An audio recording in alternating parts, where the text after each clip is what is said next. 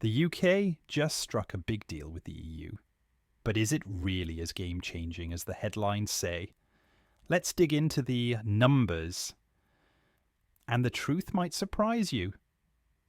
The UK government says it's sealed a major deal with the EU, a turning point, they claim, worth billions to the UK economy. But hang on, is it really the economic rocket boost it's being sold as? Let's break it down. The headline figure being shouted from Whitehall, £8.9 billion in economic gains by 2040. Sounds impressive, right? Until you compare it to the UK's entire economy, which is over £4.1 trillion.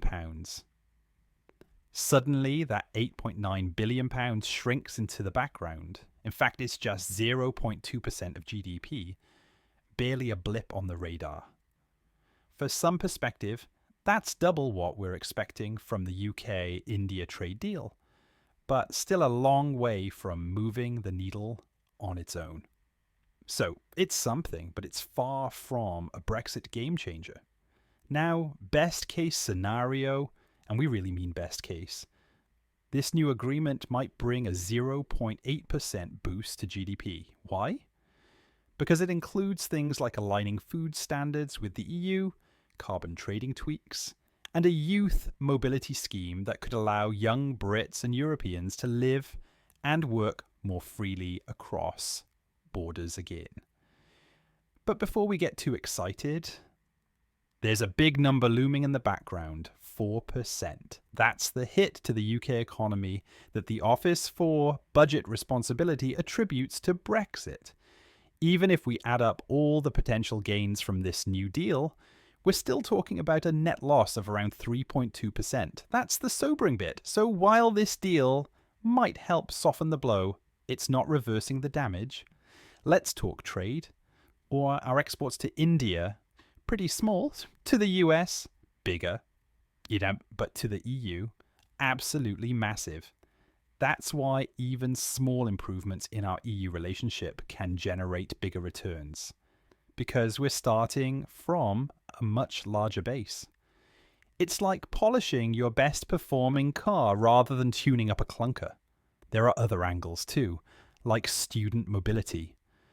Post-Brexit, EU immigration dropped sharply while non-EU student numbers soared. This deal could slightly rebalance that, giving students more opportunities to study in Europe again. A win for young people. But then there's fishing, one of the most politically charged parts of Brexit. EU quotas for UK waters have steadily dropped since we left the bloc. The new plan: freeze the current quotas for the next 12 years. Some in the fishing industry welcome the stability. Others say we've lost the chance to renegotiate better terms annually. It's a trade-off, and not everyone's happy. And here's something often overlooked. Total fish landings in UK ports have dropped 63% since 1948.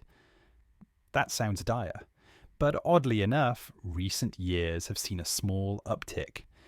And there's even been a slight rise in the number of full-time fishing jobs.